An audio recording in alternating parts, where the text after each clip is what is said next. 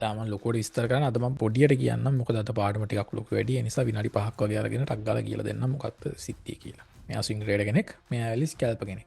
දැන් අපි දන්නවා ට්‍රේඩ් එකක් වින් කරාම ෆුල් TP හරි නැත්නම් අපි හිතපු විදියට හරි මාකට් එක ගියාම අපිට ඒකෙන් සතුටක් දැනෙනවා. සතුටක් දැනෙනවා. එතකොට ඒකෙන් ඩෝපමින් ශ්‍රාවය වෙන කියන්නේ හෝමෝන් එකක් එනවා.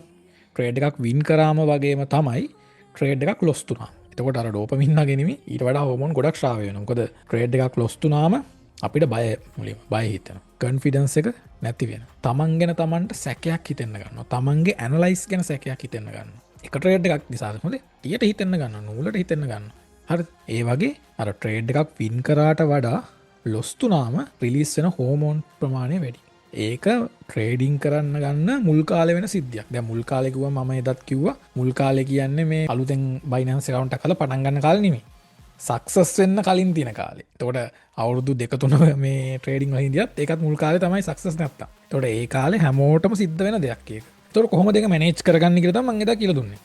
දැන් ස්විං ට්‍රේඩර් කෙනෙක් ගත්තම අර කියපු ට්‍රේඩ් එක වින් කරා හෝ ට්‍රේඩ් එක ලොස් වුණාම යම් කිසි හෝමෝන් වගේක් රිලීස් වෙනවනේ. එතකොට ට්‍රේඩින් වල තියෙන ප්‍රධාන රූල් එකක් තමයි ඒ වගේ හෝමෝන් රිලීස් වෙලා තියෙද්දි අපිට සාර්ථක ට්‍රේඩ් එකට එන්ට්‍රි ගන්න බෑ කියන එක. දැන් උදාහරණයකට අධික සතුටකින් ඔයා ඉඳද්දි ඩෝපමින් රිලීස් වෙලා තියෙද්දි ඔයා ගන්න ට්‍රේඩ් එක සාර්ථක වෙන්න තියෙන සම්භාවිතාවය අඩු වෙනවා. මොකද ඔයා ඉන්නේ ඕවර් කොන්ෆිඩන්ස් එකක.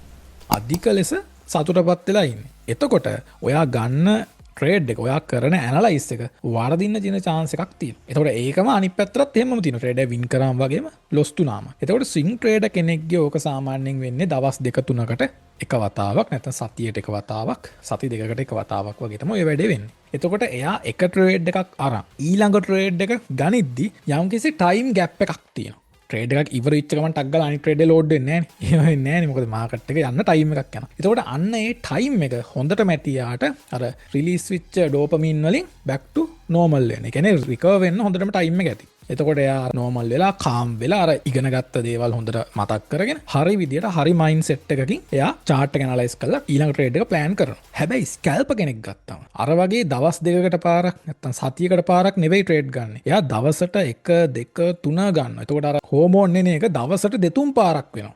සමහරක් විට එක දිගට වෙනවා. ඒක ට්‍රේඩ් එකක් වින් කරාම හරි ලොස් තුනාම හරි ටක් ගාලා ඊළඟ ට්‍රේඩ් එක ස්ටාර්ට් කරනවා. එතකොට අර එයාට බෑක් ටු නෝමල් වෙන්න නැත්තම් රිකවර් වෙන්න කාලයක් නැහැ. රිකවර් වෙන්න තියෙන ටයිම් එක හරි පොඩි. දැන් එකපාරට මෙහෙම ශනික නූඩ්ල්ස් වගේ රිකවර් වෙන්නේ නැහැ නේ. රිකවර් වෙන්න ටයිම් එකක් යනවා. ඒ අපේ ශරීරය හැදලා තියෙන විදිය, ඔළුව හැදලා තියෙන විදිය. දැන් මේක මම වැරදි කියනෝ නෙමෙයි. හැබැයි මේක දිගින් දිගටම කරද්දි ඔයා දවසට ට්‍රේඩ් 2-3 ගානේ එක දිගට මාසයක් දෙකක් ඇද්දොත් මම මේ කියන්නේ ලොස් වෙන කතාව නෙමෙයි. මම කියන්නේ ඔයා එක දිගට මාස දෙකක් වින් කරත් ඔයා කරන ඇනලයිස් එක මාස දෙකක් හරියට එක පොයින්ට් එකක් එනවා. එක දවසක් එනවා. ඔය ඔක්කොම අනිත් පැත්ත ගහන. ඔයා ගහන කවුන්ට් වරදින. ඔයා ගන්න ට්‍රේඩ් වරදින. මොකක්ද රීසන් එක? මෙන්න මේ ප්‍රශ්නේ. ඔයාට රිකවර් වෙන්න කාලයක් තිබිලා නැහැ. ඔයා ඩේලි මේ වැඩේ කරන් ගිහිල්ලා තියෙනවා. අන්න ඒ නිසා ඔයා ට්‍රේඩ් එකක් ගන්න සුදුසු මානසිකත්වයකින් නිමි ඔයා ට්‍රේඩ් ටික අරන් තියෙන්නේ. මොකද ඔයා එක්ක අධික සතුටකින් ඉඳලා තියෙනවා නැත්නම් අධික දුකකින් ඉඳලා තියෙනවා. ඒ වගේ අවස්ථාවක ට්‍රේඩර් කෙනෙක්ට ට්‍රේඩ් එකක් ප්ලෑන් කරන්න, ට්‍රේඩ් එකක් ගන්න හොඳ මානසික තත්ත්වයක් නෙවෙයි. අන්න ඒකයි ස්විං ට්‍රේඩර්ස්ලා හැමදාම ඉතුරු වෙලා ස්විං ට්‍රේඩර්ස්ලා ඕවරෝල් ප්‍රොෆිට් වෙලා ස්කැල්පර්ස්ලා නිකන් අර කාලයකට පායන හඳ වගේ මේ ඉන්නෝ මේ නැති වෙන. කාලයක් හොඳින් ට්‍රේඩ් කරන මේ නැති වෙන. එයාලා හිතන්නේ එයාලගේ වරදක් නැත්තම් එයාලා හිතනවා එයා පාවිච්චි කරන ඇනලයිස් මෙතඩ් එකේ වරදක්. හැබැයි මේ බෑග්ග්‍රවුන්ඩ් එකේ වෙන දේ ගැන එයාට අයිඩියා එකක් නැහැ. මෙහෙම දෙයක් වෙනවා, මෙහෙම ඔළුව ඇතුලේ දෙයක් වෙනවා. ඒක නිසා තමයි මට මේ වැඩේ උනේ කියන අයිඩියා එක යාට නැහැ. ගොඩාක් ට්‍රේඩර්ස්ලාට ලංකාව විතරක් නෙමෙයි වර්ල්ඩ් වයිඩ් ගත්තම ගොඩාක් ට්‍රේඩර්ස්ලාට ඔය ප්‍රශ්නේ තියෙනවා. හරි දැනුමක් නැති එකයි තියෙන්නේ. හරි දැනුමක් තිබ්බනම් ඕකට ඉතින් අවුලක් නැහැ. මම ඔයාලට කිව්වේ කොහොමද? ස්කැල්ප් ගන්න ප්‍රශ්නයක් නැහැ. හැබැයි දවස ගානේ ස්කැල්ප් ගන්න එපා. දවසට 2-3 ගන්න එපා. ස්කැල්ප් ගන්න. ස්කැල්ප් ගන්න, ස්විං ගන්න දෙකම මැනේජ් කරන් දෙකම බැලන්ස් එකේ කරන් යන්න. හැබැයි ස්කැල්ප් එක දිගට ගන්න එපා.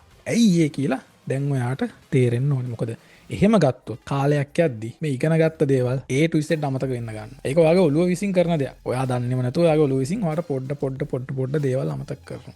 ඔයා දන්නෙත් නැහැ. අන්න ඒ නිසා මම කියන්නේ ඒ தත්ත්වයට ඔයා වැටෙන්න එපා.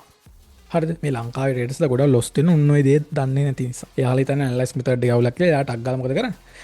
මේකට වඩා මේක හොඳ ඇති කියලා ටක් ගාලා ඇනලයිස් මෙතඩ් එක මාරු කරනවා. ගෙම පයින්නවා කිය. අන්න එක තමයි ගෙම්බ පයින්නවා කිය.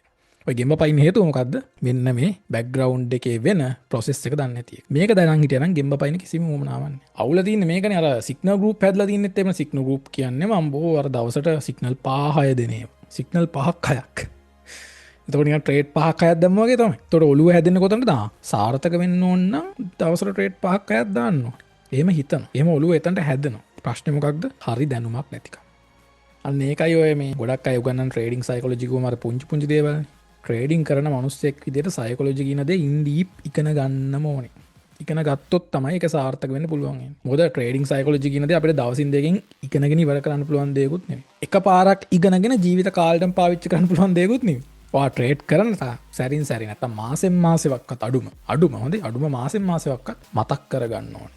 මොකද අපේ මොලේ කැමති නෑ අපේ මොලේ හරි දක්ෂයි දේවල් අඩුවෙන් කරන්න දේවල් ලේසියෙන් කරන්න.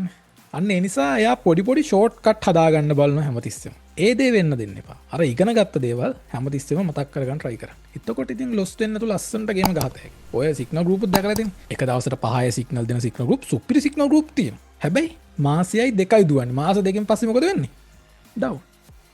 අර සුපිරිටම තිබ්බ සිග්නල් ගෲප් ඩවුන් වෙනවා. හේතුව දැන් තේරෙනවනේ. ඔන්න ඔක තමයි ඉතින් තේරුම. හරිනේ මං හිතන උත්තරේ හම්බෙන්නේ නැති කියලා.